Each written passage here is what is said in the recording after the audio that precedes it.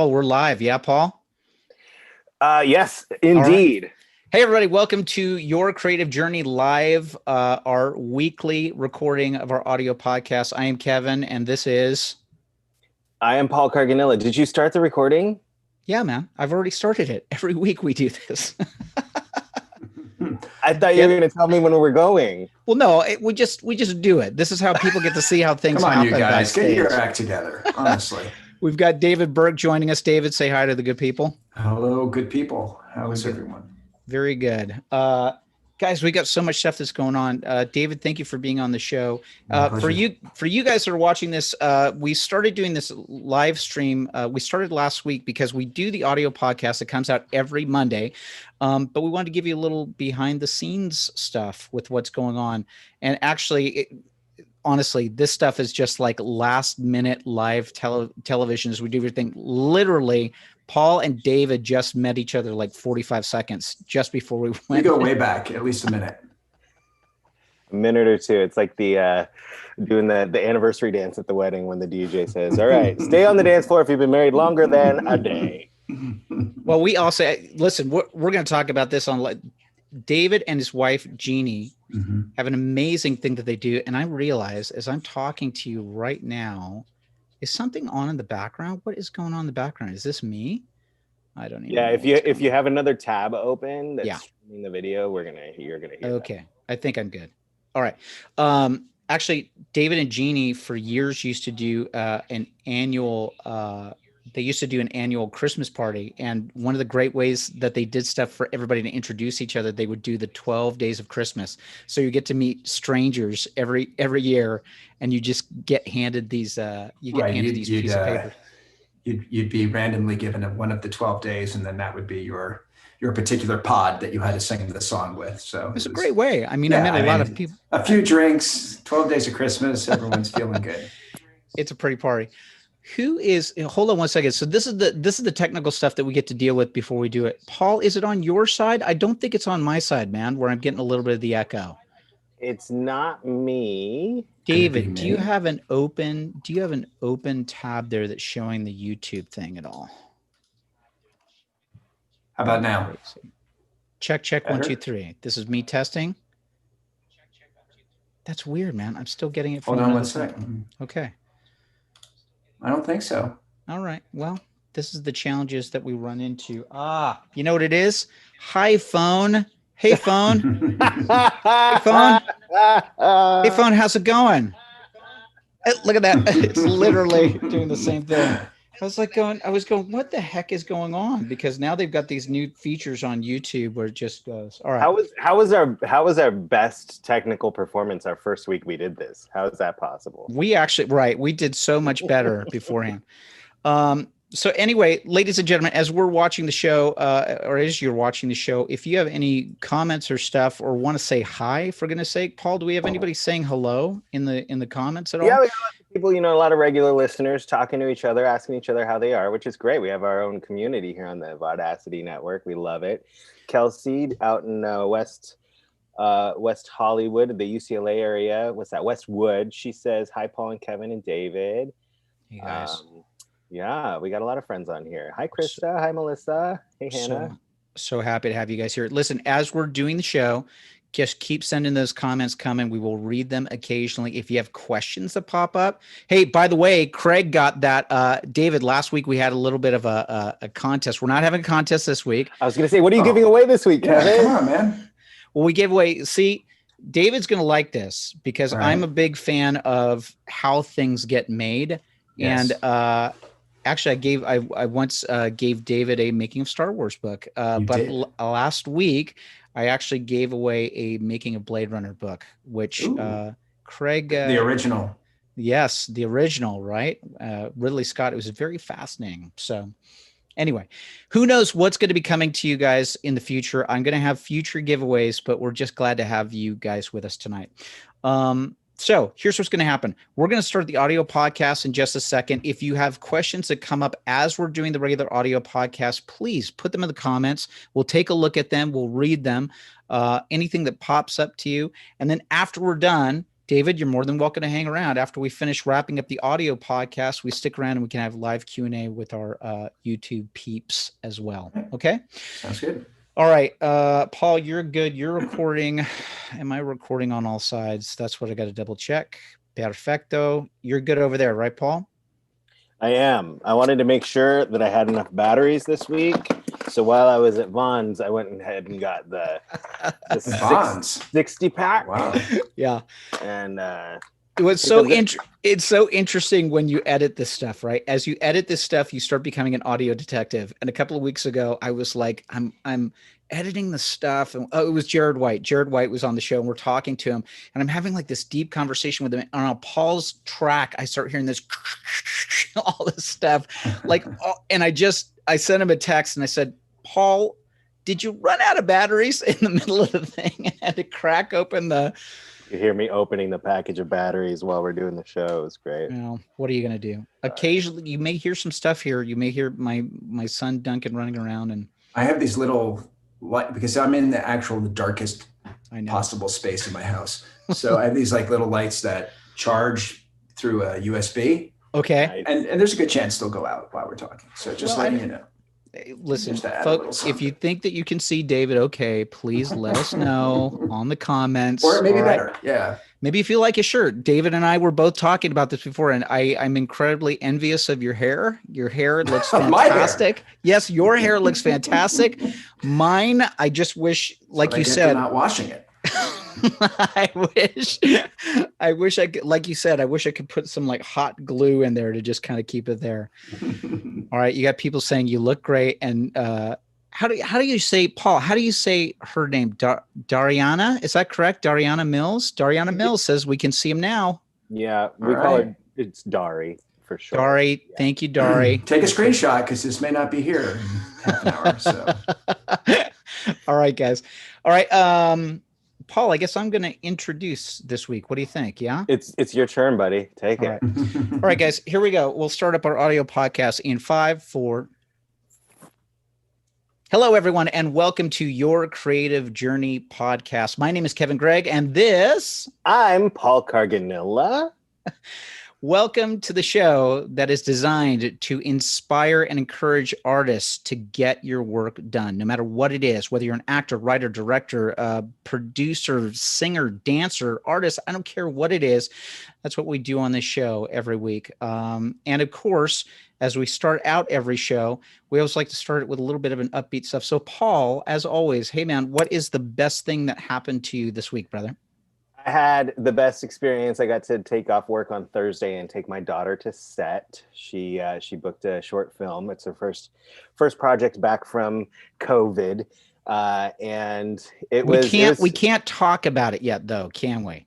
I know it's so frustrating, like being like it's until it hits IMDb. Like you can't talk I'm not going to it. say anything, but Paul did let me know some of the details. It's amazing. It's so cool. And our guest David that's on, we'll introduce him in a second. I'm just saying this off to David. His daughter Everly is outstanding. How old is she now? She's 6. 6 years old. She is you know what it reminded me of, Paul?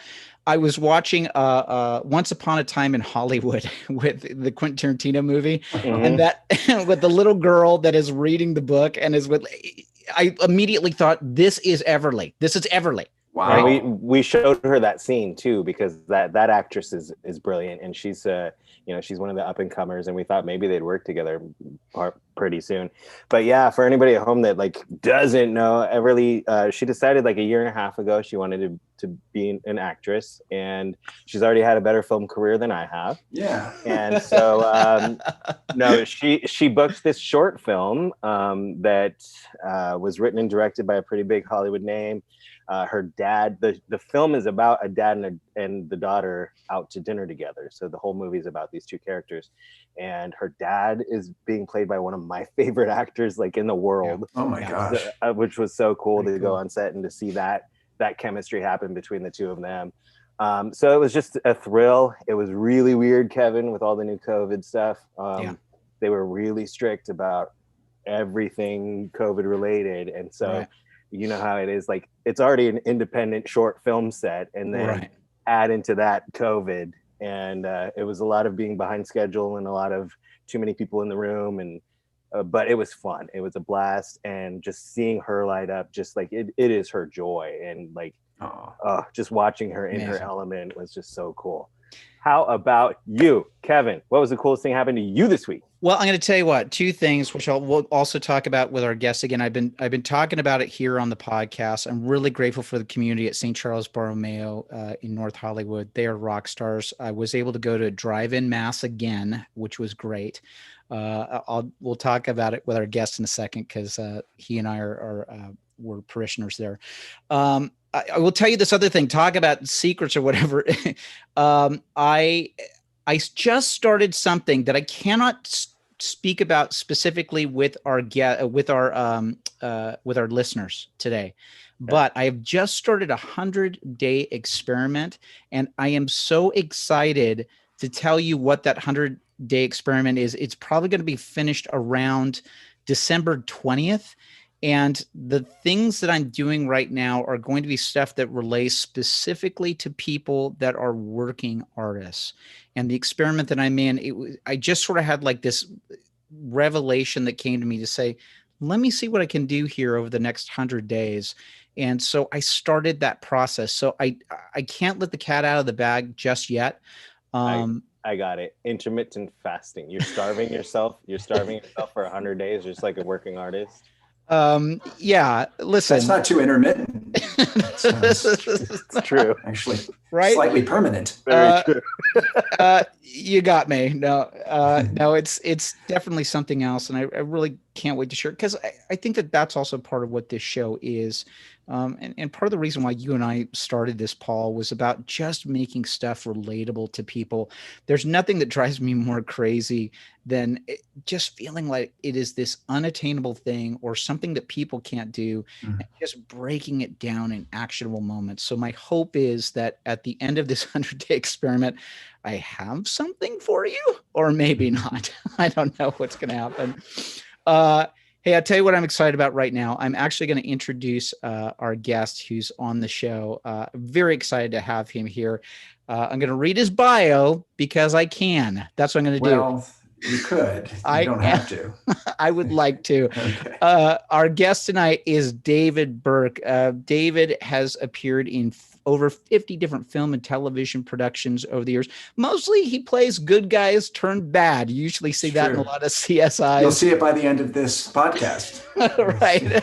That's it. He'll systematically have taken us out. That's what he'll have done. David's also been in countless commercials. Most recently, David played a baddie on NCIS.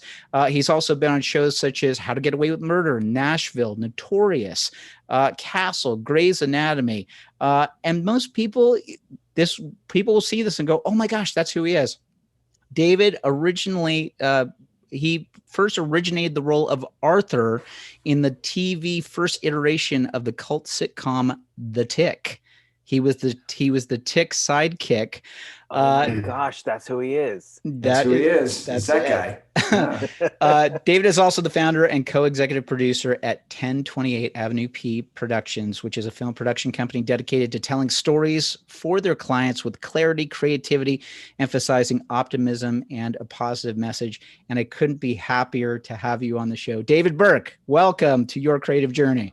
Thank you, Kevin. Thank you, Paul. Yes, thank you for being here. So cool. My pleasure. Super exciting. And David, as promised, what was the favorite part of your week, buddy? What was the best part of your week? So we have three boys.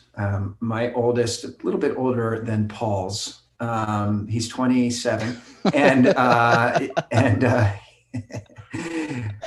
he's in the Navy, and he's been stationed in Japan, and he actually just out of the blue got brought to San Diego for a few weeks to do some training. And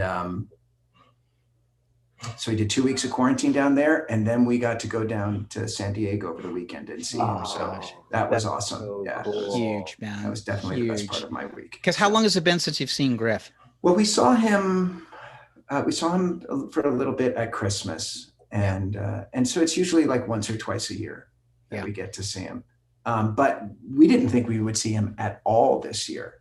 No. Because we were supposed to go to Japan like now, but because of COVID, not happening. So we didn't know when we were going to see him. And then he just is like, oh yeah, by the way, I'm going to be in San Diego. Oh, amazing. Come on. So cool. That's great. Yeah. So you and Jeannie went down and just had a blast. Yeah, Jeannie, yeah, and I and Ty came for a day too to visit. So that was good. Amazing, buddy. I'm so glad that you got to have it. Yeah. So, David, for our guests that don't know you, could you please give us? I'm going to ask you a couple of questions about your journey. How the heck did you get into this crazy business? What started you down that path? Did you know that you were going to be an actor? No. I started acting in college, and so I was on a, when you're a freshman in college, it's a little different this year, but normally what happens is you're on a hall with a bunch of people you don't know. And there was a guy on my hall who said, hey, there's this play I'm going to go audition for. This had to be a week into school. He said, would you come with me? I'm a little nervous. And so I said, yeah, sure. I don't know anyone and I don't have anything else to do, so let's do it. So we went down and he auditioned for the play, and the stage manager kept coming out into the hallway and saying, looking at me and going, you sure you don't want to audition? We could use guys. You sure you don't want to audition? We could use guys. No, I'm good. I'm good. And that row of chairs with people sitting, waiting to read. And then it gets down to just my friend, Steven, and myself. And he goes in and comes out and she goes, last chance. And I said, I honestly have no idea why. I said, okay. Wow. And so I went in the room and auditioned and had to sing Happy Birthday. And the director made me kind of walk across the room and then walk a different way across the room. He's like, you're great. Why don't you like to smile? What's wrong with you? And then that was that. And then I got cast in the show and that started it. Yeah. Wait, that's all it was singing Happy Birthday and walking back and forth? Yeah. And that started your career? That started my career. And you know what it was, Paul, that sometimes, especially if you audition for commercials from time to time, they just want to see your personality. And so a lot of these people didn't have a lot of theater experience. And the director became one of my mentors. He was incredible. And at the time he was probably 75.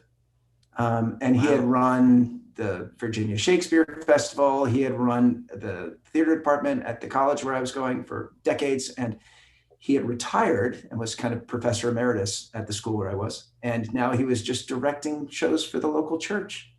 I mean, this guy was such an amazing talent.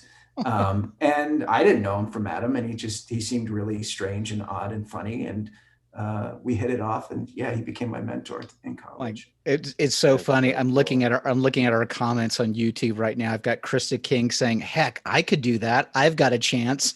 Yeah, exactly. Even Brian Reed, our friend Brian Reed, is saying, "I suddenly feel like I was trying too hard in college." I remember the first time, I remember going to the Music Man in high school. So I was not involved in the theater at all in high school. And I remember going to the Music Man, and just Krista reminded me of this.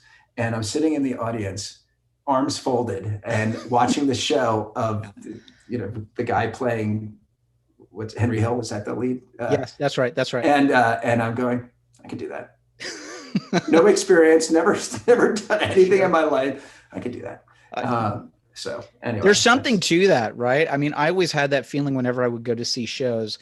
Ignorance sometimes is very powerful to kind of get you past certain things. Go ahead. Yeah, but you never know. That's the thing. That's the thing that I would use at times, and it's extreme measuring rod. But there would be times where I'd be watching performers and go, I can do that. Or the other thing is I would see somebody and go, oh my gosh, I'm not even in the same ballpark. 100%. And that's also a great, that's a great thing to experience, where you see someone at the top of their craft and you're like, I can't touch that, but maybe I could get there. I think it's so vital, right? Especially as you're don't surround yourself with people that are going to be constantly pulling you up or constantly making you go, oh, I don't know if I can do this. All right, let me get in with the heavy hitters.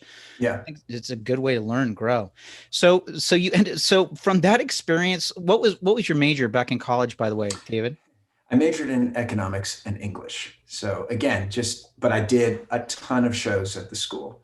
And just loved it. And then I got to and no one in my family had any kind of artistic bend per se. Right. I mean, they probably did, but they just never explored it.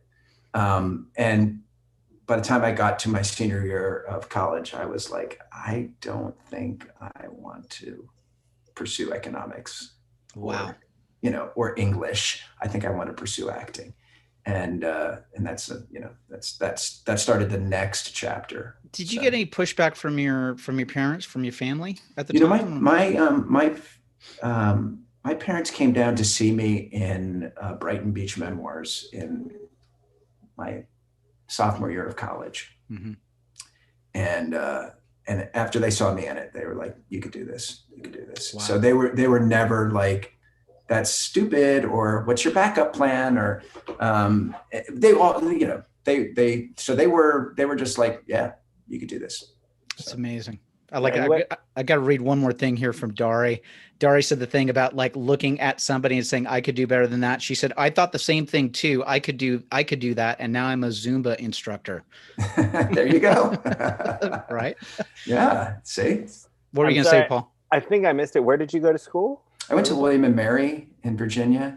Okay. Yeah. So was there a big theater scene out there, or no Hollywood, no film going on out there, right? So the school itself had a very reputable theater department. Okay. And mainly because of this guy I'm talking about, Howard Scammon was his name. And so he had there were a number of people who had come out of the school who went on to some renown. And again, he had established it as this great theater program in the classics as well as contemporary. So when I walked in the room for that first audition, he was just kind of this grandpa figure, who was very, very odd. He had earrings and a little man purse, and I thought, why there's something about this guy that he was just a very, very kind soul. Wow. And loved artists and wanted, so he was a very, very positive influence in my life. I had almost the same experience. I went to UCLA, and it was I shared this on a previous episode, but it was the year that 9/11 happened, and all of the students that were going to go study abroad stayed. And so they didn't have enough acting classes for all of the acting majors. So they brought in this instructor from outside of the university to come teach this class, and he was this old Master Yoda, old bald stout Master Yoda, but knew everything and knew exactly how to connect with you and exactly how to convey whatever message or however to speak to you in a way that you like understood and really grasped it as an artist, which is so cool. Yeah It's cool when those people come into your life. Yeah, they just get well planted, right? I mean, I remember Father Carol and Father Terry. I've talked about these guys before too. Like these guys that come in just at the right moment and just go. You just never know, especially as an artist too. You have, and I think that's part of your responsibility and duty that you have too. You never know who it is that you're going to be able to inspire, encourage. Especially nurturing talent from people. So, so you end up making this jump. Mm-hmm. Did you end up going straight to New York, or what did you do? No, so I went to, there was I'm sure it still exists, a apprentice program at Actors Theater of Louisville. So in Louisville, Kentucky. And there was a teacher there that was, of some renown. So I auditioned for that and got into that program and was there for a year. And that was great. And nuts, and slave labor, and also incredible, and then went to grad school for UNC Chapel Hill for drama. So now I'm focusing on theater, and I went there because the guy in Louisville I said, I want to kind of explore the classics and things like that. He goes, right. Well, there's a guy, he's at UNC Chapel Hill. He's the best in the country. He's insane, but he's the best in the country. And I like that precursor. Yeah. Amazing. Little caveat. And he's insane. Yeah. So I said, well, all I hear is best in the country. So I don't hear the red flag. He's insane. Yes. So I ended up auditioning for that. I went there, and that was a 3-year program. And at the end of the first year, I'm like, yeah, this isn't good. This isn't healthy. So I left and then went to New York. Really? Now you don't have to get too much into it. Mm-hmm. Is there like maybe one takeaway story or one thing where you just went, yeah, we're good? Like something that had happened in a scene or something where you just went, I'm okay. I will share. Yeah. I'm going to share something as an example. I was in, this is not revealing too much because I always protect the names of people. I was in an acting class in Hollywood years ago. And I'll be straight up, right? Transparent with it. There are times where I get cold sores and things that come up. It's a thing that I've had to deal with my entire life. It's terrible. It's a thing that happens. I've had it ever since I was a kid. And of course you get like, made fun of or what's going on, good, all this stuff. And I had one that happened again. And I remember going in and I was very specific with the instructor saying, I'm very embarrassed right now. I'm trying to deal with this, all this stuff. He said, don't worry, don't worry about it. And at the end of our scene, he basically called me out in front of the entire thing and turned to my scene partner and said, and how was it dealing with that in the scene? And it was just this moment of just going, it's all of those bells that go off and just go, right. Yep. Not safe. Yeah. No. Right. So, an example, I'm not saying that you had the same thing, but no, I did not have cold sores in an acting class. What was your cold sore, David? let me give you my analog cold sore story. To be honest with you, the stories are almost too numerous to go through. But I will. There was what I started to observe was that there was a target on each person in that class's back. Yes. And your number was coming up. You didn't know when. Oh, gosh. Right. And then I saw the 3rd-year students who were like walking zombies. Oh. And I go, no one was happy. Yeah. But one specific thing was I remember we had to bring in a Shakespeare monologue, and I brought in the prologue from Henry V. Okay. Yeah. And I honestly, that's why I'm going to school. I don't know. I'm preparing it on my own. I need help. But you make choices and you do the text work. He was amazing at text work, by the way. That I will give him. Incredible. And so everyone takes turns, and I did my Henry V monologue prologue, and he just ripped me so hard and then said, do it again. And so I did it again. And I think, Kevin, I probably did it 15 times. Every time him ripping me and then saying, do it again. And so that was where I was like, this could go really bad if I stay here. Can you start to see people who are not, what's literally flashing through my mind? That movie Whiplash with J.K. Simmons. 100%. So, and I don't want to mention names, but okay, then don't. And so he's probably not as, I was going to say he didn't throw a chair at anyone, but maybe he did. I believe it. I've known directors that have thrown chairs. Right. but all that being said, I wish him all the best. I hope he's, God bless him. Sure. But I think the lesson that I learned there was like I was saying before, all I could hear was he's the best. Mm-hmm. And the red flags were not being attended to. And so you have to listen to your gut sometimes and say, I could probably get excellent instruction from someone else and keep my sanity. It's an interesting concept, Dave. I'm going to go a little bit off track for a second, and please, we'll come back here. It is a thing, and comment to whatever amount that you've experienced it, but it is something that I feel that I have experienced in this business, that at times I feel like I have met some of the most incredible people in my life and some of the most horrific people in my life. And it is very interesting at times, especially when it comes to the really, really challenging people in life, the acceptance of really bad, toxic behavior. Just in terms of, well, we need him because he's the best director or actor or all of that stuff.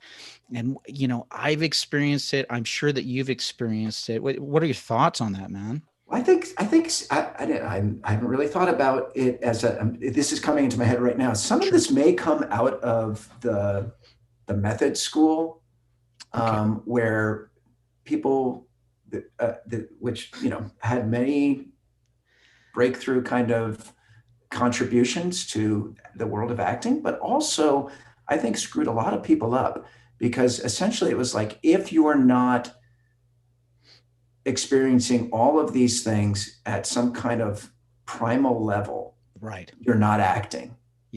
And that's not necessarily so. There's a lot of craft and technique to acting that doesn't get addressed, and even less so, I think, today. People don't talk about the craft or technique of acting. They really, now it's not method and it's not technique. It's just like personality. Like, I'm, of course. I don't really know how to act. I don't really need to know how to act. I just need to be a quirky personality that someone wants to develop a show around. Well, it was so interesting. Kate and I were watching a show the other day that was streaming, and one of the lead actors that was in it he's a New Zealander, right? He's a New Zealander that's playing an American and doing a killer job and doing an amazing job. And, Kate made a comment to me just like, I don't get it. Like, we don't have like the American actors. And again, this is very broad strokes I have. I don't know if there's as much allowance for it here in the States. And again, these are huge broad strokes, but I don't think that we have the time or the program or the time spent to really get deep and down into it. It may end up costing you hundreds and hundreds of thousands of dollars in education, and whereas that may not be the case in other countries. I don't know. Sure. I think, look, everything is, this is a whole other topic, but everything is changing clearly. And I don't know. You're making me think about it for the first time right now, but I'm not sure because the theater schools, which still exist in the US, they used to have they used to have more clout, I think, in LA and New York than they do today. It really feels like someone could walk off the street, has a better chance of walking off the street today. Maybe this is encouragement. Has a better chance of walking off the street today and getting if you can teach a Zumba class, there's a good chance. I know, but anyway, we're a little far afield, but it's it's interesting. And as you know, my wife also casts, so she sees the gamut of people who come in completely unprepared, of course, and somehow they're with a bigger agency or whatever, and it's like, how did you? But you never know, right? Even going back to your original story that you talked about with singing "Happy Birthday" and walking across the street, because sometimes it is that diamond that's in the rough that's out there too. So 100%. But I think once I started acting, I just wanted to learn everything about it. I wanted to kind of explore and kind of, again, circling back to what we were talking about with the grad school experience, acting is, as all these kind of creative endeavors are, you have to be vulnerable. Mm-hmm. You have to open yourself up, and that it can be an opportunity for someone with bad intentions to take advantage. So, well, and I think that's why it's so special if you find those people. So watch Everly, Paul. You watch her. Well, like a hawk. Right. Exactly, man. But it's so vital to find that person that is going to guide you, lead you, be your mentor. Yes. Are they walking their walk? Are they doing it? And if they are, because to your point, you have to be so vulnerable at times, and you want to make sure that you've got somebody that can call you on your junk, but at the same time can also lift you up when you get into those, broken places, because you will, I've got to jump ahead to a couple of things here. Sure. You ended up going to New York, and then you actually had a part in a very big play, right? Yeah. So when I got to, anyway, I had another mentor in New York who was incredible and revitalized my joy for acting, he was such a godsend. And not long after that, I think I went out of town for one job, a regional show, and then just right place, right time, got cast in 6 Degrees of Separation, which at the time was kind of the toast of New York. So I was on Broadway in a show, doing Broadway. The critics loved, sold out every night, standing ovations, the whole 9 yards. And I remember there's a couple of older people in the cast, and I was, 20, 21 at the time. Wow. And the cast part of the conceit of the play and the way it was directed, would sit in the front row of the theater. And then they'd walk up on stage and they'd do their little scenes, and you'd walk back down. And it was really cool. So they were always there. And there's a part in the show where I would have a monologue kind of up in a window and screaming at my father what an idiot he was. And it's hilarious and funny. And it's one of these things like, just say the lines and don't screw it up, because you're going to get an ovation. It's all, just don't screw it up. Right. And the first night it was a great reaction. And I walk and I sit down next to this older gentleman, and he says, "Hey kid, it doesn't get any better than this." Wow. And he was right, like to some degree he was right. Like you're in a hit on Broadway, you're doing 8 shows a week, you're getting the love. And it was it was just a great experience, like amazing, incredible. John Guare walk into my dressing room my first night, kind of like, "How are you? Where are you from? Tell me about your family." I'm like, "You're John Guare." So how amazing. Maybe everyone in the chat is like, "Who the hell is John Guare?" But trust me, he's an American fantastic playwright. Fantastic playwright. I want to jump to this specifically because we don't have to get into all the details and nuances of when you and Jeannie met. But I know, were you guys together? You guys were together in New York? Yeah. So we met. We originally tell whatever story you want to. She was an apprentice at Actors Theater Louisville the year before I was. When I went out to visit Louisville to see once I got in to see if I wanted to go, which I did, I met her. So she's the year ahead of me, right? So she's an apprentice. I'm a senior in college. I meet her, and then we part our ways. I go to grad school. She goes to New York. I come back up to New York, and then we meet again at a casting office. She was assisting a casting director at the time. And that was we've discovered our parents lived like 10 minutes from each other in Connecticut. Wow. And so I see her again on a train going from Connecticut to New York. Yeah. And that was that. Yeah. Crazy, man. Yeah. Here's the interesting thing, which I want to share with our listeners. There's this moment when you guys are together and you're married, and I'm jumping ahead a little bit, but it's around like 91, 92. And I think that you guys are on the East Coast. And now I'm recalling. Where are you going with this? Quiet. Okay. But I remember you telling me once specifically that it was around the time of the riots that were happening, and I believe the earthquake and all the stuff happened. Like and believe me, I was living here at that time where we had the Rodney King riots, we had fires, we had earthquakes. And I remember at the time, because I had grown up here in Los Angeles, all I wanted to do was get out. Yeah. I remember just saying, I'm out of here. Right, I was in college. Yeah. I was just like, I need a change of scenery. Right. At that very time that was happening back on the East Coast, David and Jeannie thought what? That's where we need to go. Yeah. So I remember sitting on the couch. We had one child at the time, the one I mentioned, Griffin.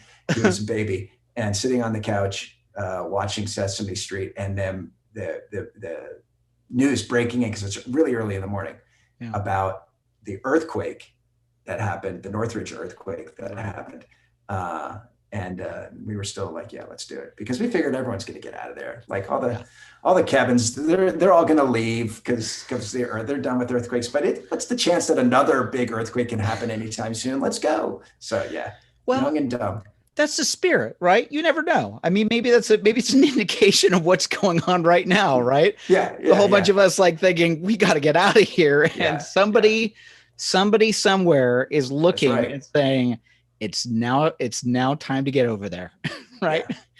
And I had done like, at the time it was just after the writer's strike. So there was a couple of soap operas, there was the Cosby Show, and there was Law and Order. And if you had done those shows, there was nothing else to do in New York. Right. There was no other production going on. So we were like, LA, we got to get to LA. So. Yeah. You get out here and then you hit the ground running. Was she already doing professional casting at that time out here? She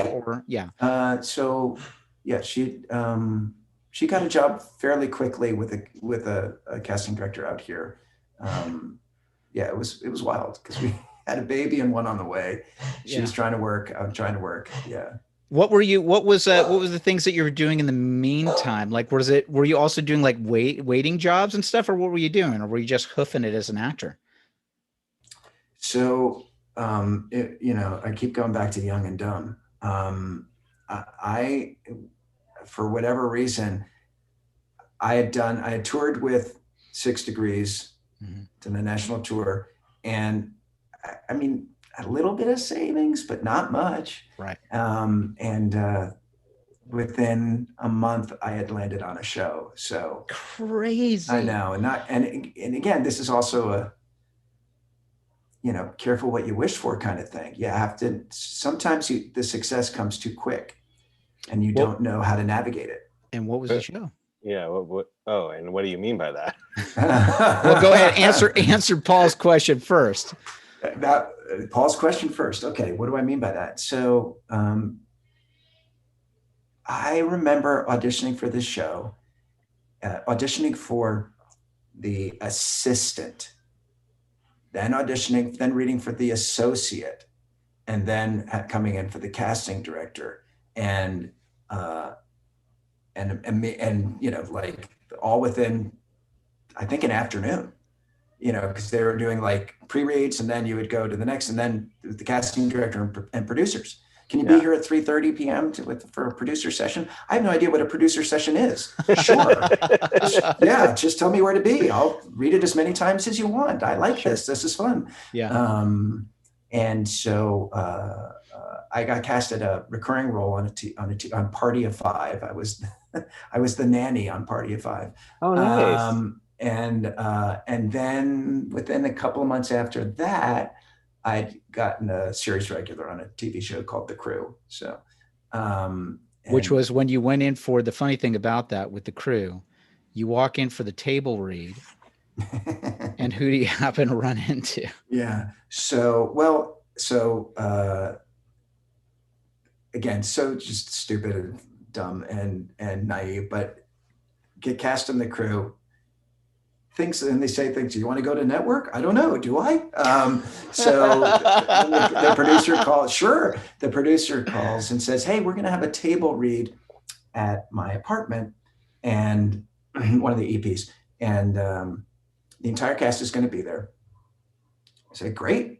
And he says, "So we're just so excited, and then that way, when we do the table read for the network, we'll have done it once, and it'll be under our belt." Sure. Because he knows that the table read for the network is another audition. I don't know that, but that's, sure, whatever you want. And so I said, by the way, who else is in the cast? It's because Jeannie is in casting and she wants to know names. So he rattles off some names and he says, and then there's this guy playing Randy. He is so funny. We just found him just out of nowhere, just like you. And what's his name? And he said, Chip Eston. And I go, Chip Eston. Chip Eston. Why do I know that name? Chip Eston. Well, he had a different name when I went to college with him. Right. So this was a guy, my first play after that play that I got cast in from the stage manager, was a two-hander with a guy named Chip Eston Puskar. So Chip and I, that was both our first kind of in the black box theater at the school. And we hit it off, but he went his ways. I mean, this is like 7 years later. I went my way, and I walk into the room and there's Chip sitting in the producer's apartment. Wow. We're like, come on, you have to be kidding me. Yeah. And we've been best friends ever since. It's amazing, right? So you also had on that same show as a regular as well was a friend of mine, Joe Jokobite. Oh yeah, was, sure. One of the regulars that was on that too. So it's kind That's of right, wow, man. Yeah, good guy. There was, you know what? I'm going to point out something that happened with the crew. I'm sorry, David. I'm calling you out on the carpet while I've got you in front of people. So why not? Yeah. Where am I going? Well, there was an interesting thing that you told me and I think it was while you were shooting the crew, right? Because of course you're in the middle of these things. And I remember you had this moment, I'll let you tell the story, but you had this moment where you were upstairs with one of the other actors. And I think like an assistant director or somebody had said, hey, we're going to need you on set. Do you remember this story? Okay, go for it, man. It's yours. Well, yeah, we were talking about sometimes things come too easily. And I think, I'm calling myself out, I think I got a little full of myself. But because I assumed that I'd seen it on couple other shows, that when you got to be a series regular, you got to be kind of the cock of the walk and not really, people wait on you. You don't wait on, and so the AD came up maybe they called first to the room. They said, hey, we're ready for you on set.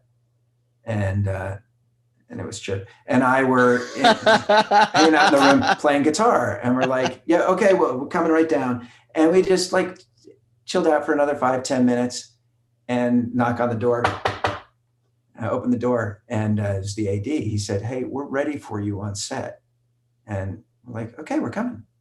And we walked down to the set and he pulled us aside and he said, look, you guys I know this is your first experience with this, but I want to kind of try and nip this in the bud.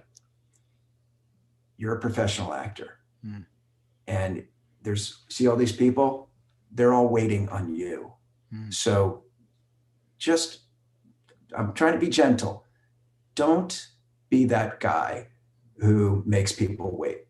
And it was a little bit of a gut punch, but it was a really necessary, good thing that he did. I really appreciated how he handled it. And I think it's such an important thing. It's something that I've learned over the years as an actor, regardless of what department or people that you are working with, you're never better than anybody else. And I've had situations where I've worked with, other actors and this is particularly this is a point for me where I really get, it really pushes my button the wrong way. In the past, I've seen professional actors who have been rude to costuming, makeup, all of these other people, treating them like second or third class citizens. Yeah. And the fact is there's nothing worse than that. And you just having that mutual respect for someone. And I love, I remember Owen Wilson was on the Tonight Show and he was being interviewed, and it was around the time that High Noon was coming out with him and Jackie Chan. Oh, yeah. And he tells this story about being on set with Jackie Chan, and in between takes, he's seeing Jackie Chan, who came out of, Hong Kong cinema and everything, where they're, he's breaking bones and doing all this stuff. But in between takes, he's literally helping the crew lift cables, and they're just they're moving stuff along. And they're like, we have a union for that. Right. Right. But like Owen Wilson is like coming over and saying, hey man, you're making me look bad, man. I want my crustless peanut butter sandwich, and I can't do that, man. It's so true. I remember Jodie Foster I think when she won for, what was it? Was it Silence of the Lambs? What was the one she did after that? I forget Nell, maybe. Oh yeah, sure. Or no. It was the one before Silence of the Lambs. I can't remember the name of the movie, but she's incredible in it. And she, in her Oscar acceptance speech, said something about, just think it's really important to like pick up my clothes and hang them back on the hangers for the wardrobe people to, and she just kind of went through this list of like behavior that you should avail yourself of as a professional. But the problem is that sometimes bad behavior gets rewarded. And I think for people coming up, they see that and they go, oh, that's acceptable. That's okay. That's what I'm trying to aim for. Yeah. That's what I want to go to. I mean, I had a fascinating, I had a fascinating experience that had happened to me. This is probably about 6 or 7 years ago. It was down at Disneyland. I was hired for a special event. It was at the time that they were changing over the Star Tours experience. They had changed it to new digital stuff, whatever. And me and another guy, Scotty Dreyer, we were hired as like performers that were going to be like hosts, and like we were dressed up as if we were ride operators, but it was sort of like a media thing. Right. And I'm going to tell you, it's the most fascinating thing to have on a regular ride operator outfit at Disneyland and see people that I knew, and they weren't even making eye contact with me. It was like they were looking through me or past me until I got their attention. And then like the look of like horrified, like, oh my gosh, what's wrong? And just going, hold it. Number one, first of all, it's a gig and I'm in this gig, but number two, I'm still me, whether I was a ride operator or not, That was a real eye opener to me, man, of just like seeing people like put people in these classes. And it's like, what are you doing? That's one of the, Go ahead, Paul. Sorry, that I was gonna say that's one of the coolest things is like on this journey with Everly is to like, I had the whole thing where I did extra work, I did background work for like a year and a half trying to get a SAG voucher, and I never got a single one. And like in that whole time, just thinking like if I ever make it, like seeing the actors, like the difference in the stars and the co-stars that would actually acknowledge background and talk to background. And I was always just like, oh, if I ever get to that point, like I'm going to be that dude that just like includes background in everything that I can and just treats everyone as well as I can. And I never got the opportunity to do that. But to like see Everly and like in her little 6-year-old mind, like there is no difference. Like the people sitting at the table pantomiming eating dinner are the same as this movie star in front of her that she's doing a scene with. And between takes, like we're playing table football with these guys, and then we're over here in the scene, and it's like that is the coolest thing. And I just wish in a perfect world, in a perfect Hollywood, everybody would work together like on projects with that type of mindset. I will tell you, I learned it on a major national Dodge campaign that I was working on, 5 or 6 days worth of work, a ton of work and stuff like that. And I would go around and thank every single extra that worked every day because they were working their tails off. And years later, when I was on another campaign, what was the guy's name? His name was Baker. I think it was Baker Smith was the name of the commercial director. We had done all of this stuff and everybody was wrapped. And I saw him taking his time and going to everyone, probably about 45 minutes after the crew wrap, and going and thinking and shaking everybody's hand. And I thought, that's how you're supposed to do it, man. That's how you're supposed to do it. Speaking of commercials, David, you've been in a ton of them, buddy. Yes. What have been some of your highlights, experiences? I mean, and it's weird. Here's something that you and I can talk about too, because we've both been in this.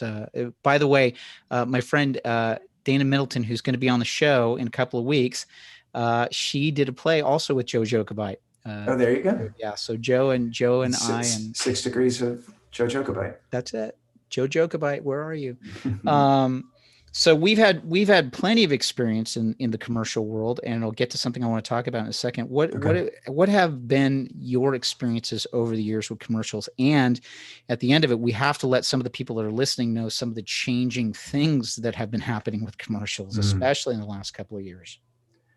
It's interesting. I have done so many that sometimes they all blur. I love doing commercials. And I didn't go into doing them.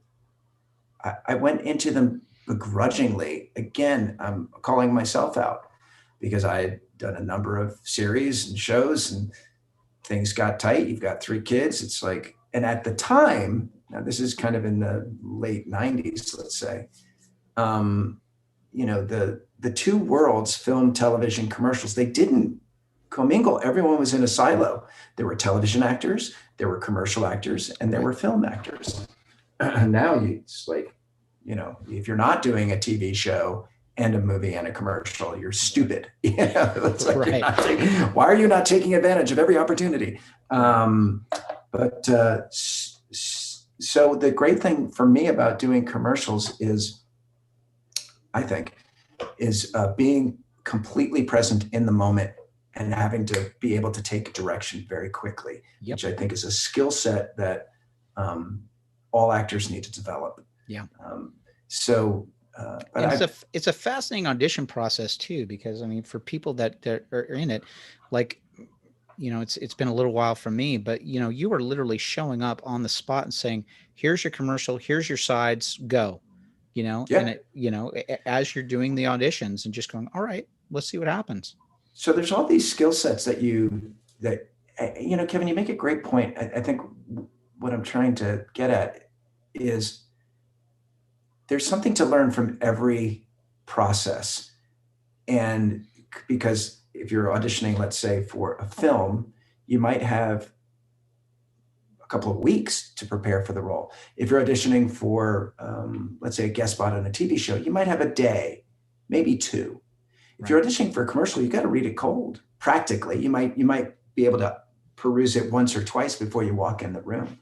And so you have to have the ability to be in the moment, to make choices quickly, to really listen to what they're going for, and try and deliver it, and to leave yourself alone, to not be in your head. So all of those things translate to whatever you're auditioning for or creating or whatever. It's so crazy. I had an experience once with a Tide National that I was doing, that we had done this stuff, and it was a weird half a day. Like, they had done a half day with the spot that I was working on, and there was some stuff that I had improv'd in the middle of some of the takes and some of the audition. And about a half hour before we were supposed to wrap, they come out, and this is at the time when they were starting to introduce internet commercials, right? Mm-hmm. And somebody comes out from the producers and they say, listen, there's some stuff that you did and some other material that we want to work with, and we're wondering if we might be able to do a side internet commercial with you right now. And I looked at it, and it was like a page of single space stuff, and it was all a one-shot monologue. And it was some stuff that I'd said and some of the stuff that I had been saying throughout the day, but it was just different enough to screw you up. It's a different beast. And they had to get it in a half hour before they had to wrap the crew or get into penalties. Yeah. And they literally said this question. They handed me this page and they said, do you think you can do it? And I looked at that page, and in my mind, I thought, you're holding about $2,000 in your hand right now. Right. And I remember the looking at it, yes. and it was just like, let's do it. And we got it in 2 takes, man. But it was like the pressure of like going, can I do this? Here we go. But don't you think, like, I love moments like that? Sure. I don't know. I like, because what's wrong with you? Right. What is wrong with me? I ask myself that every day. But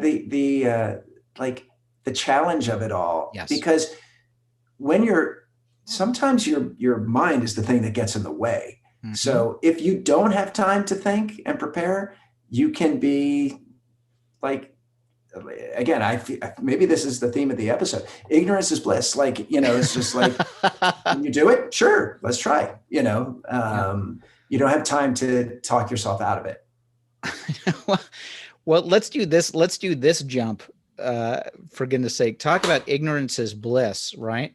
The change that has happened for you from going to, okay, I've been doing acting, and we didn't even get a chance to touch on The Tick. Was that a great experience for you? The Tick was the highlight. Yeah, The Tick was so great. And so maybe just kind of that perfect admixture of professionals who wanted to make the best possible thing, a nutty kind of concept, and the freedom to be broad and but also real. I mean, there was like this real, very, very, very, very difficult thing to nail tonally.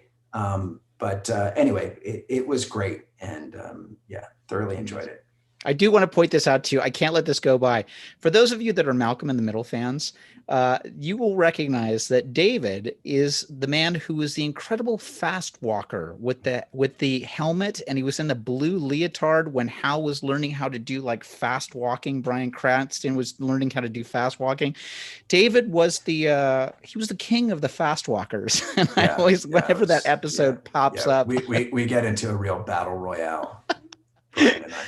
So speaking of Bryan, real quick, talking about professional actors, and you never know. Like, this was years before Breaking Bad. Mm-hmm. Bryan was the consummate professional and super kind. Yeah. And also, by the way, brilliantly funny. Yeah. So that you can be all of those things. You know what I mean? I think sometimes people feel like I have to be whatever, so self-involved and selfish because that's part of my art. I don't know. And Bryan is example number one of no, you can be a kind human being and also be brilliant at what you do. I think that's it. Be a human being to each other. Right. Be kind, be loving, right? And by the way, you're going to get the best performances that way. Yeah. You just because everyone's relaxed. Yes, I totally agree with that. Yeah. Can I just touch on a couple of things? Yes, please. Oh, I'm sorry. You might be leading into it. Go ahead. Go. You go. Now you're gonna go. I'm done talking to Kevin, Paul.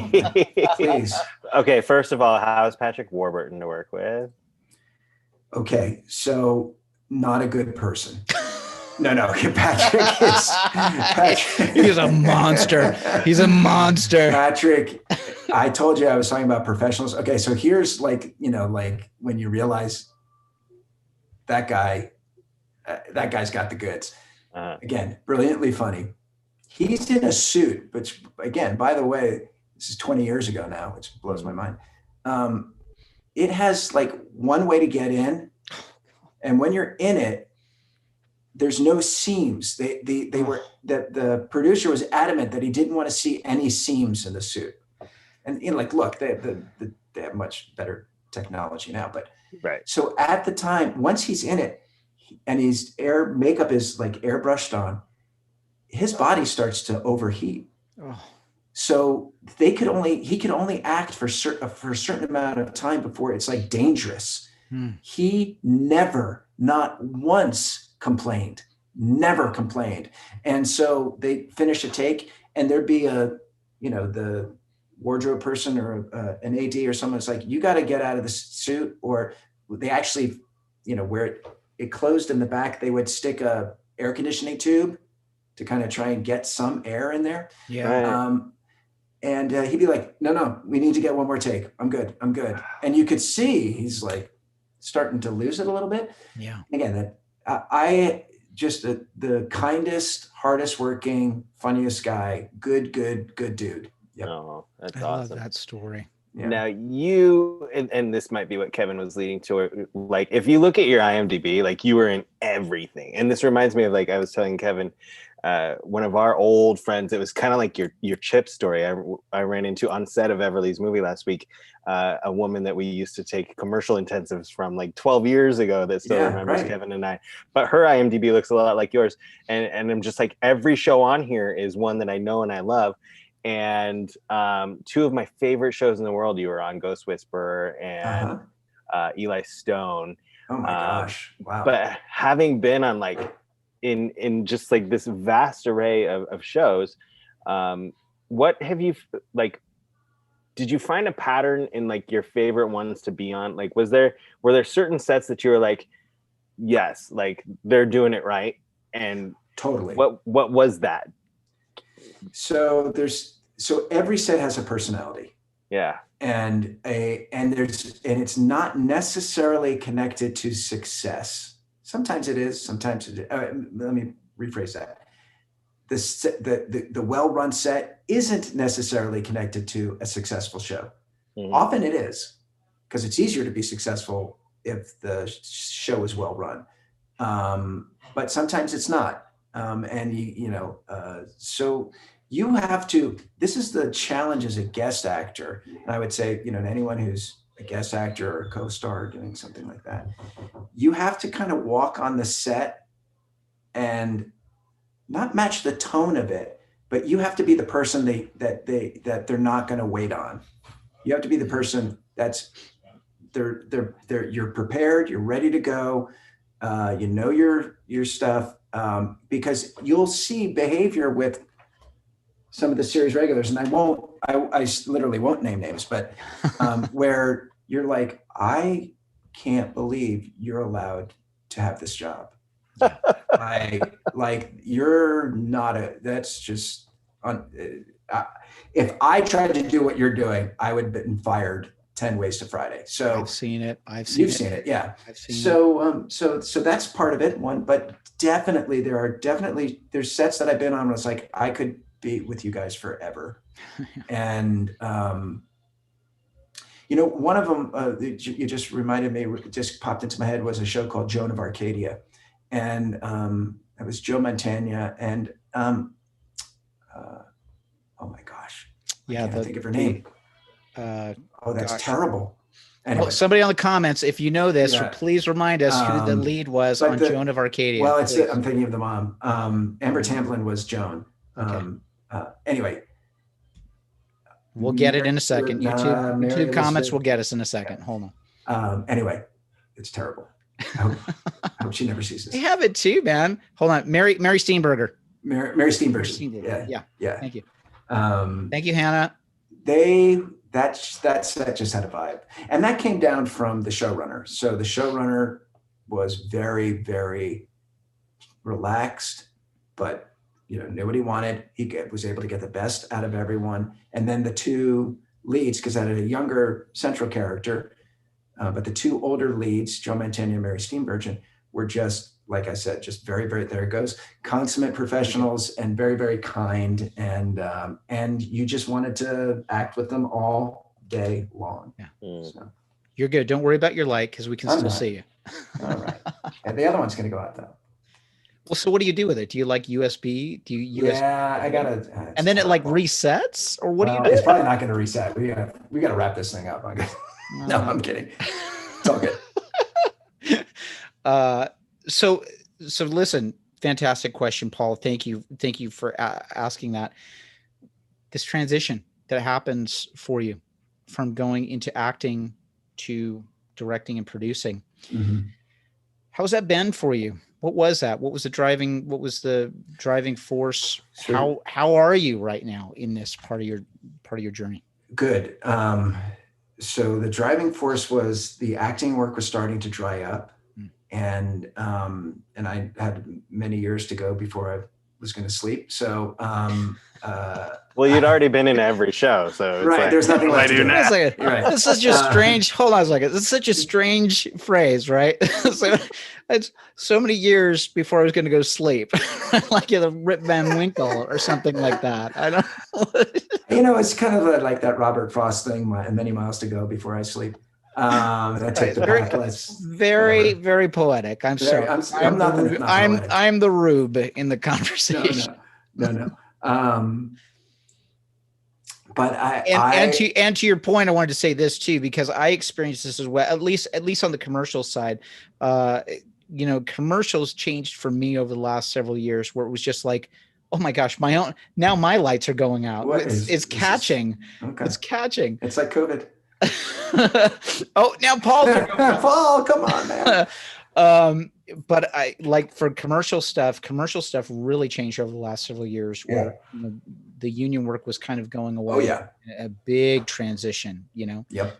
So you're in this point where you're seeing all of the commercial, what at one point, and again, I'm not judging this one way or the other. At one point it was 80 to 90% union and 10 to 20% non-union. Yeah. And then that just within the court, maybe a couple of years, it just flipped. So that became 20% union and 80% non-union. So, so that kind of work was drying up.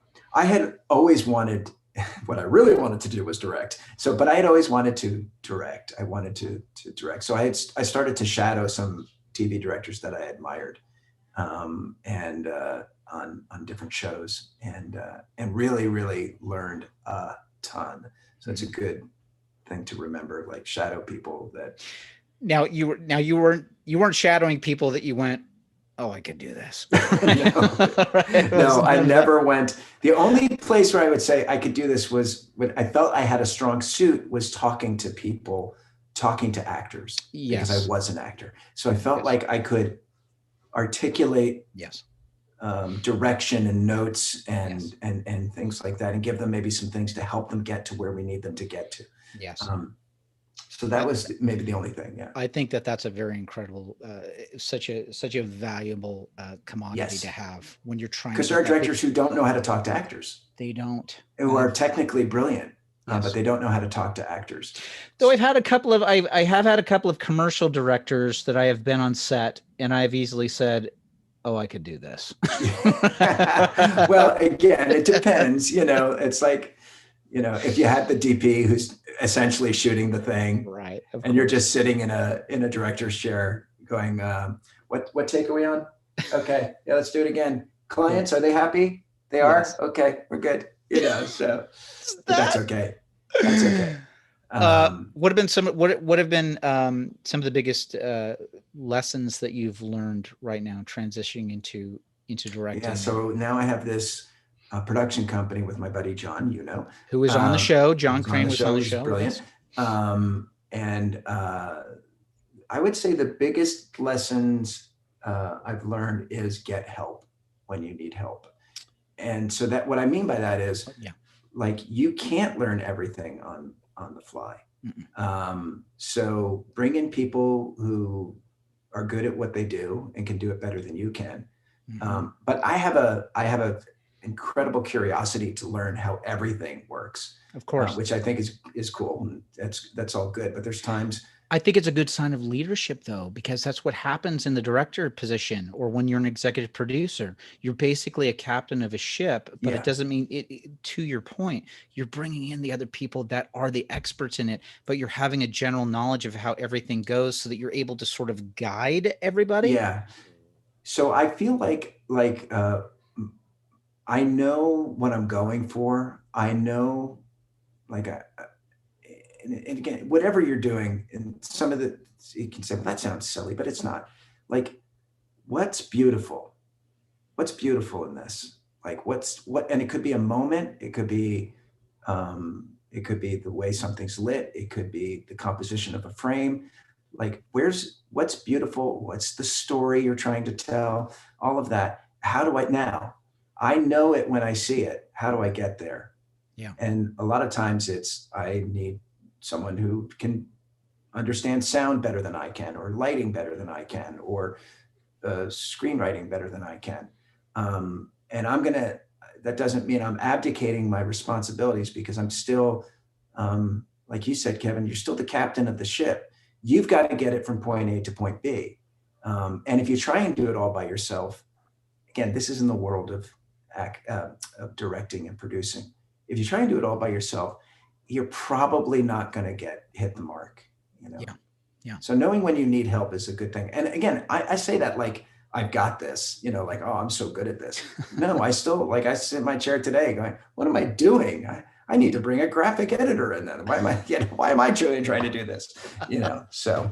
Well, it's a common theme that we've had with a couple of people that have directed as well. It's such a collaborative art. It's such a collaborative art. Yes. And you so need that help. And I can understand the visionary director or the person, but you really cannot do it alone. In some extreme cases, you can.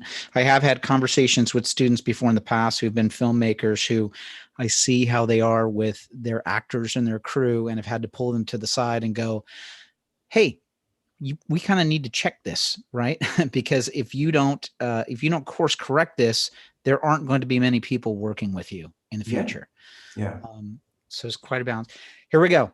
Final two questions I have for you. Look at this, how much it flew. But it's not over, because as soon as we're done with the audio podcast, we can go, if you can stick around, I will stick around. I think I can. We'll do some Q&A with our YouTube live stream. When we crack open the whiskey. Let's do it. As I say always, you guys can. I've got some sobriety under my belt, so I will join you in a different way. Here's the thing. All right. David Burke, if you could go back in time and talk to yourself 20, 30 years ago, What do you think you would be telling yourself? Or what would you be telling someone who is embarking on the same path and the same career that you are going? I would say a couple of things, like work your tail off, be prepared, but don't take yourself too seriously. Like it's a both and I think you can get overly cerebral about the process of acting or whatever it may. You get overly cerebral about anything, but do your work and then trust it and let it go, and don't take yourself too seriously. That's really good. Have you had times where you've gotten yourself like jammed up, like overthinking it in the past? I'm overthinking it right now, Kevin. Come on. Yes. I have been on shows where you get the sense that it's not going well. And then you're in your head, like I wish I could say everything was easy breezy, lemon squeezy, but sometimes you're doing a job and that's another lesson. It's like, this isn't working. Listen, I don't want this story to I don't want to do this podcast without telling the story. Sorry, gonna spring this on you too, last minute. Okay. Can you please, I think it was the show How to Get Away with Murder, that you're on set, and as you're on set and you're being cross-examined, who happens to come in and take a look, so please? The premise of the show, if anyone watches it, How to Get Away with Murder, is someone's trying to get away with murder, me, and then you're being you're put on trial, and you're being grilled, and I'm being grilled, and I'm so friggin' embarrassed. It's okay. Don't worry about it. What's her name? No, but anyway. All right, YouTube. Let's do to the YouTube comments. Who is the main? Please, somebody look up IMDb. All right, so Diana knows this. Diana, what is the name of the lead actress on How to Get Away with Murder? All right, we'll see if she can get to us in just a second. So okay, that's why we have YouTube comments. Don't worry. Isn't it Viola Davis? Yes, Viola Davis. Thank you. Right. Don't worry. Okay, say this again, and I'll cut this part out of the audio podcast. Right. Very good. You can do whatever you want. I don't care. Look, I know what an idiot I am. I don't need you to help me. So I'm on the stand, and we do Viola's coverage, right? So which means that the camera is facing her and I'm off camera and she's doing all her lines. And she was having a hard time with her lines. I don't know why I'm telling that other than it gave me a pause and it made me go like, yeah, this is an Emmy award-winning actress who can also have trouble with lines. That doesn't make her any less brilliant. She's brilliant. She's an incredible actress and a very good person, by the way. So we do, and then what happens is you break, and then they turn this set around, essentially turn the camera and lighting around. So now I'm on the witness stand, and now we're doing my coverage. So it's my big singles, right? And she starts talking, and I'm looking out of the corner of my eye. I see, it's kind of like bad etiquette 101. You don't get in the sight line of an actor they're doing coverage on. So what I mean is, like, someone, a PA should not be standing in your sight line so that when you're talking, you see someone out of the corner of your eye. And so I see someone out of the corner of my eye. I'm looking, we break and do it again. And all of a sudden we cut, and I look over, and it's Denzel Washington sitting not 20 feet from me. And now I've got to do another take. for Denzel Washington. And all I kept thinking was just like, that's Denzel Washington. Yeah. And who is one of my all-time favorite actors. Sure. I just think he's one of the great actors of of his generation, of our time. So so needless to say, that was yeah, but the other side of this too, David, which you told me when you told me at the time too, is this moment of just going, all right, man, I got to do this. Oh yeah, absolutely. It's that moment of like this pressure. So I think it was probably the time he was doing, was Viola Davis in Fences? I don't know. Yeah, it must have been around that time. So they were talking, like on the break, they were talking about when production was going to start up on Fences. So it's funny. I have this love-hate relationship with pressure. Like there's part of me that loves it. I love to kind of walk that line, that razor's edge. Yep. And because sometimes that's where the brilliance is, or that's where again, because you don't have any choice, you just got to do it. Mm-hmm. And other times it can be debilitating. So those are muscles that you just work on. I love how a writer and internet business guy, Seth Godin, talks about it. He describes that pressure as a tug of war. Right. Mm-hmm. If you're playing tug of war, you want two people on either side, and that's the fun that's in it. Right. Sort of, he describes that as the tension of like that. If it was just like, if it just was a limp rope, it's not a fun game. Right. It's like, but if you have that pressure and that excitement, like who's going to get he describes it. If you're in that level of tension, that's the sort of pressure that we're looking for. You have to have that. It's kind of like I equate it to like the closer in baseball. I mean, baseball's going on right now, but there's no one in the stands, and so closers come into the game in the ninth inning with the game on the line, and they got to deliver.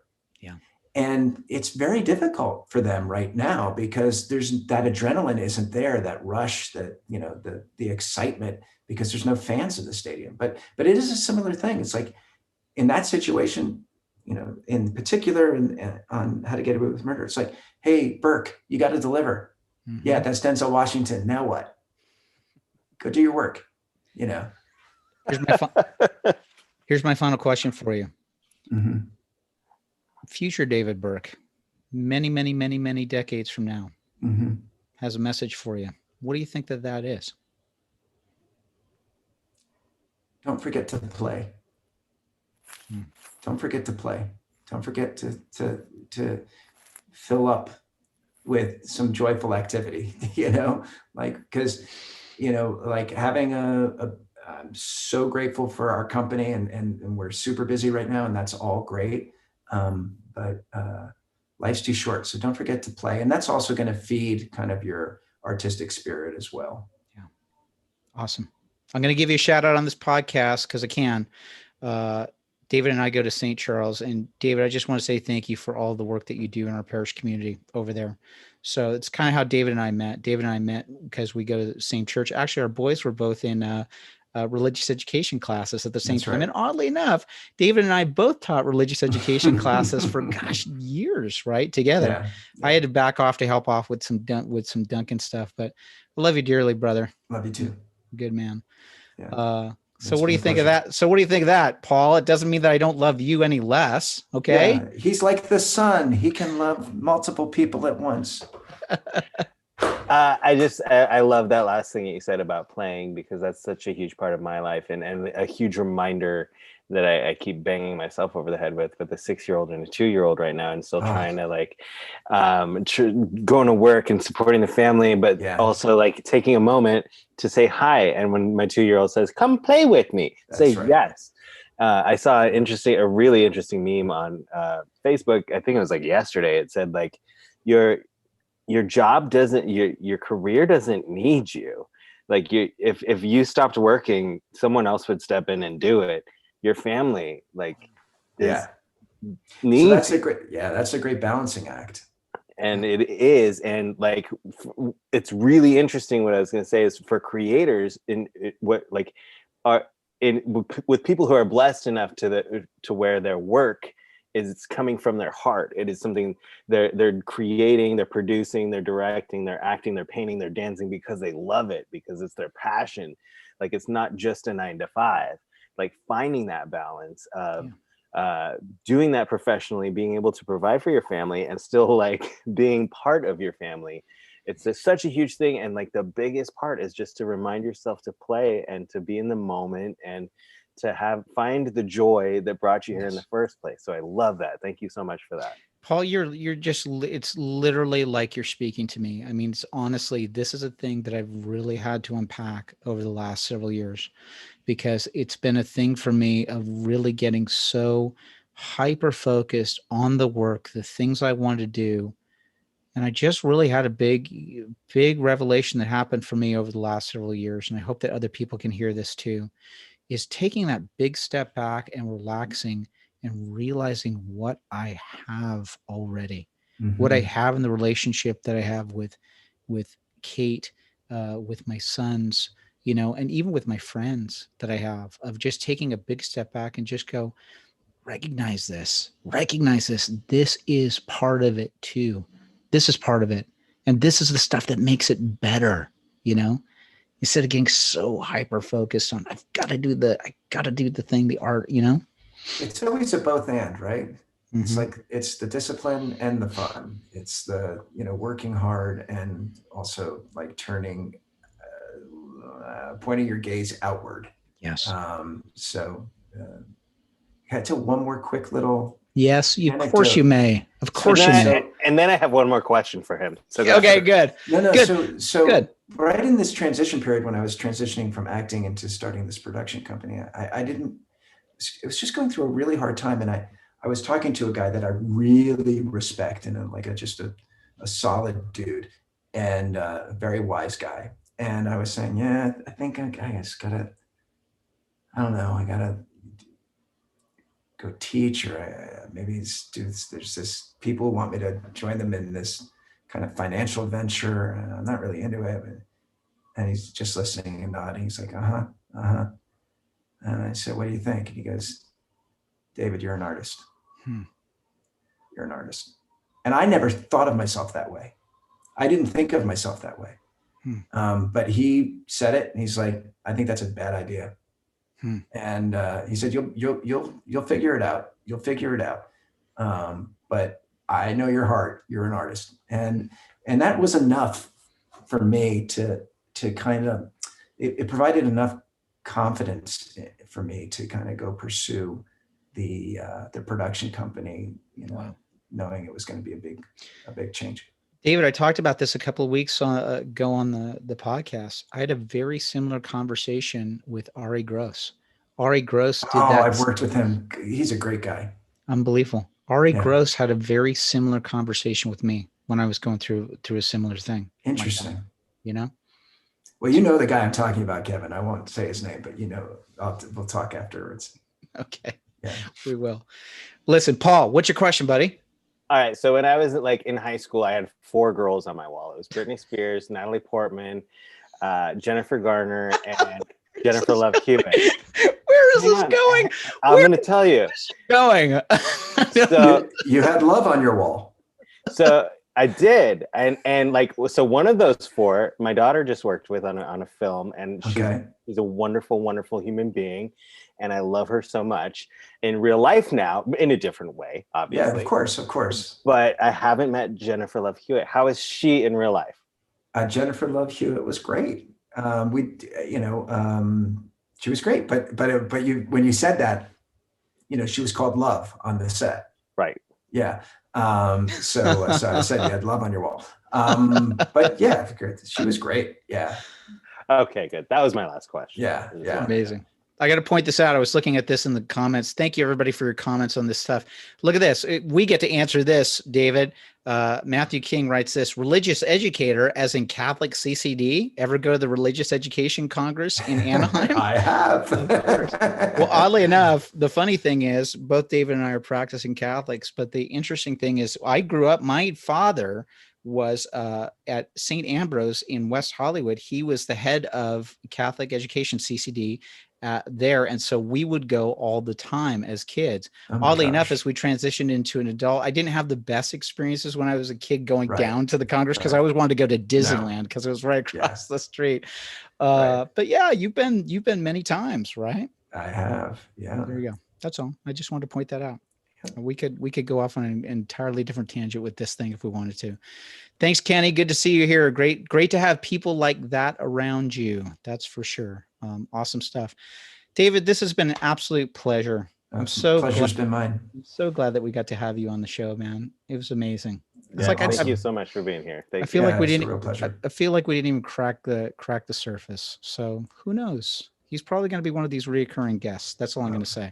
Yes. Be my honor. Fantastic. You guys are great. Thanks, buddy. Stick around if you can for the Q&A. Paul, guess what? We can change this around. We can change this around right now if you want to. Kevin, tell everyone what they can do to help us make our show reach more people. Poor Paul. every single week I talk and I talk and I talk. And then right at the very end, then I throw Paul and just say, wrap it up for us, buddy. Hey, I'll tell you how you can help us, ladies and gentlemen. The best way that you can help us with the podcast is share it and spread the news with other people. One of the ways that you can do that is go to Apple Podcasts. And if you like the show, give us a positive review. Okay. If you put in a positive review, it helps so much, right? And then that way the algorithms sort of kick in and they kind of let people know about it. At the very least, what you can do is just share this episode with other people. Okay. Because the more ears that we have on it, the better it is. And actually, as I'm looking right now, I'm going to see if anybody's put some stuff up, because I promise you this, if you do put up a new review on the show, we're going to read you out loud here. We don't have anybody new this week. Just like That's the worst.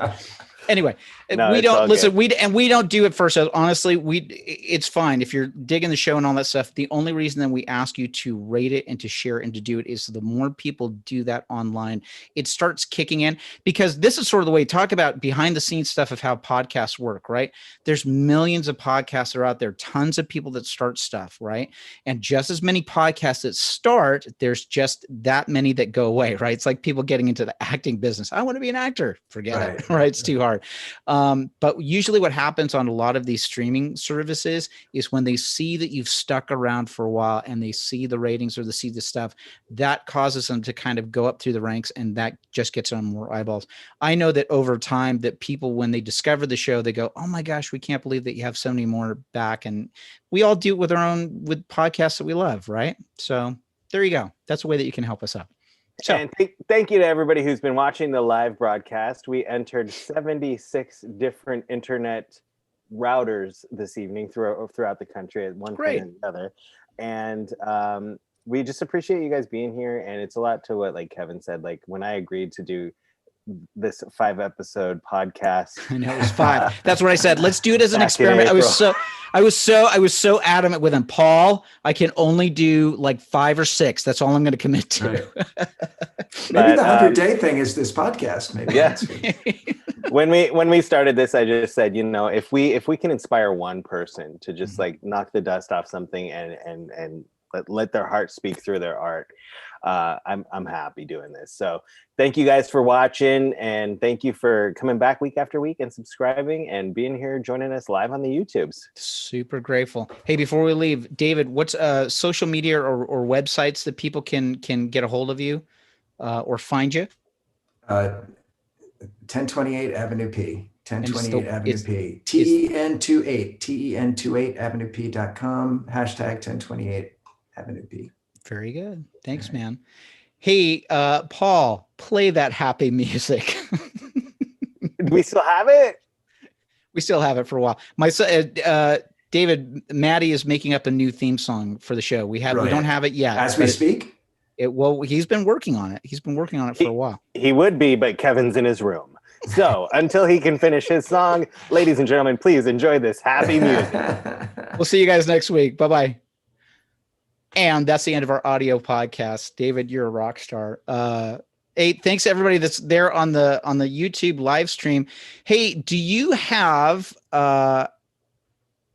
if you guys have any questions or things that you want to ask us right now, we'd be more than happy. I want to read some of this stuff to you, David, because some of the stuff that we have on here might be stuff that we use for an extra podcast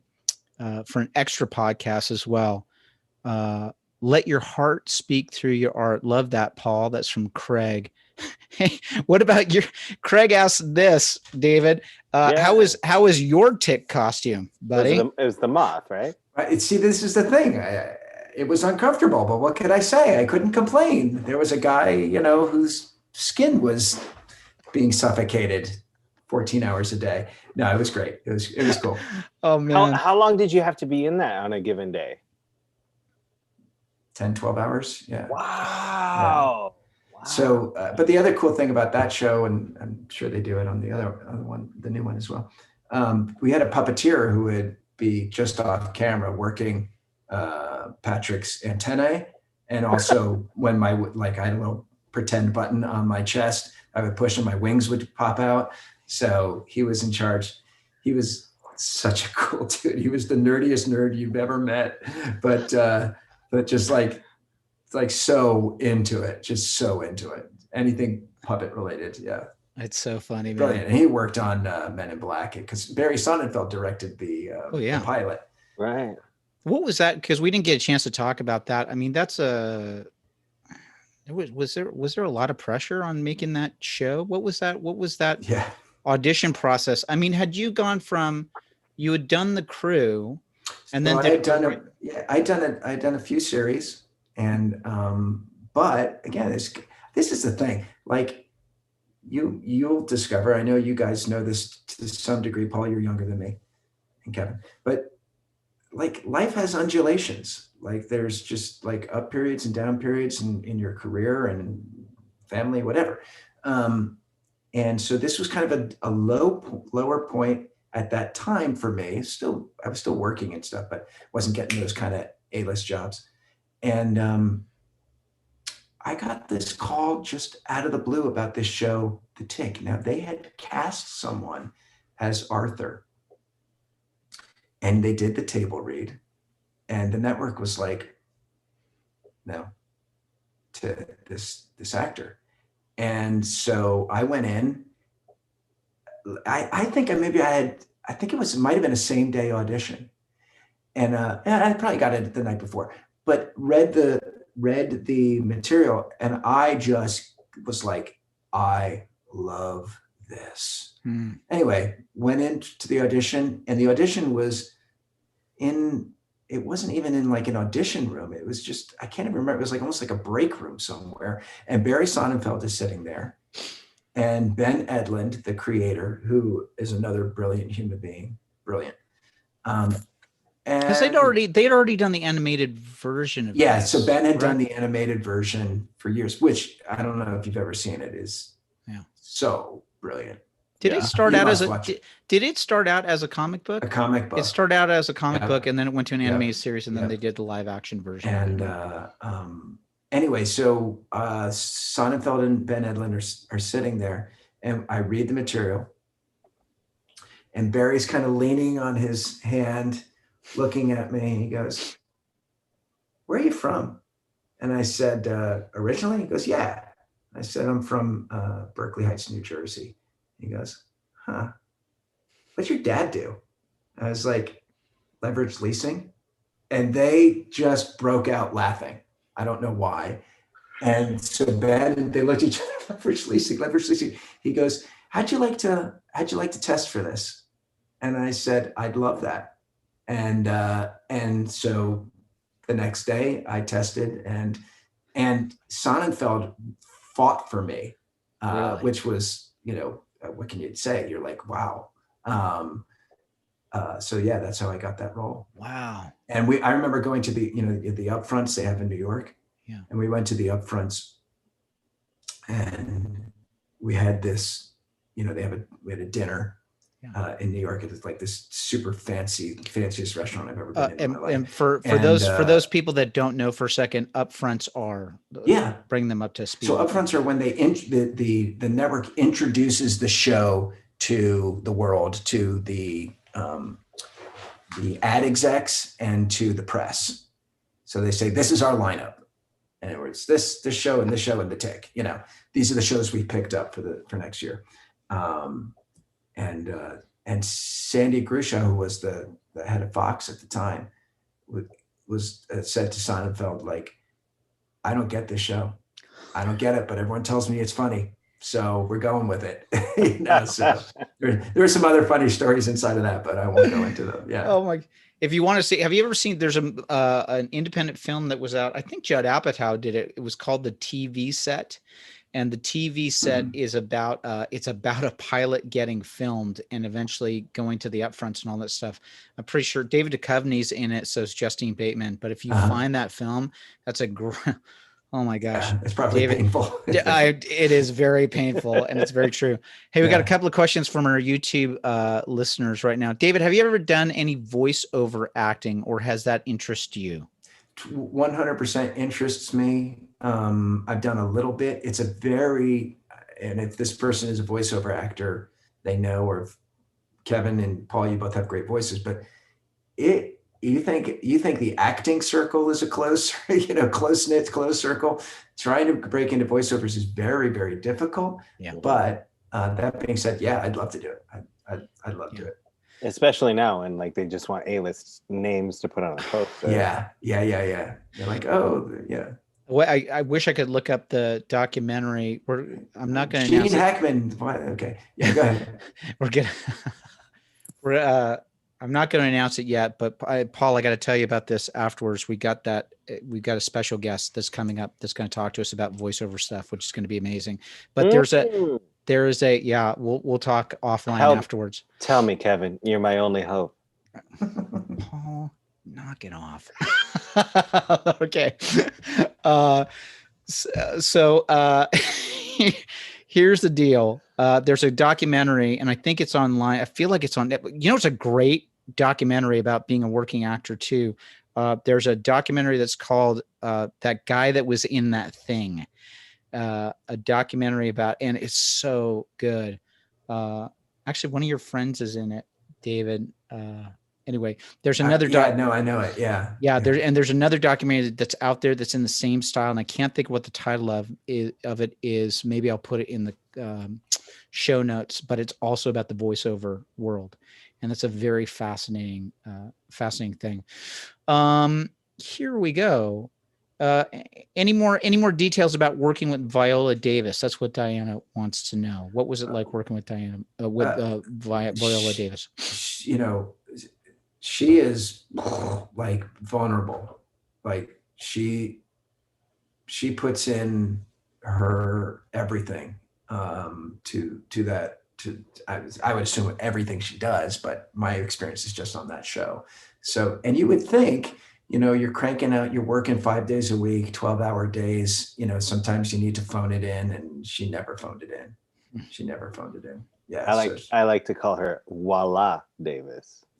Because see, what you did was you transposed the O and the I. Boom. So she's just she is Davis. There. Yeah. Just Davis. Voila, Davis.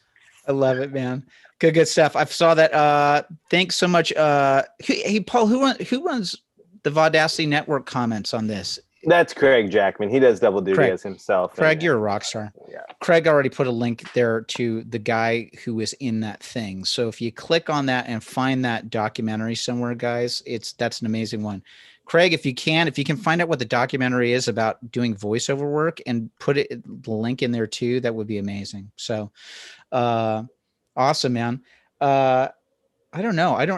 Paul, do you have any wrap up stuff? How was this for you, David? You did great, buddy. I mean, literally, let me tell you, behind the scenes stuff, it's such a crazy thing when you're doing this. Like right now I'm in my son Duncan's room, right? And like you're grabbing stuff and I'm putting up lights, I'm putting together the mic and everything like that.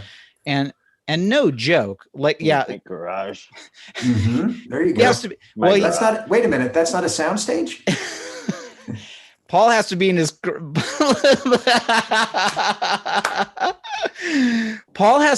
garage because poor man, like when he goes, he's got a great thing. He does these live variety shows on the weekend, which look great and it's amazing.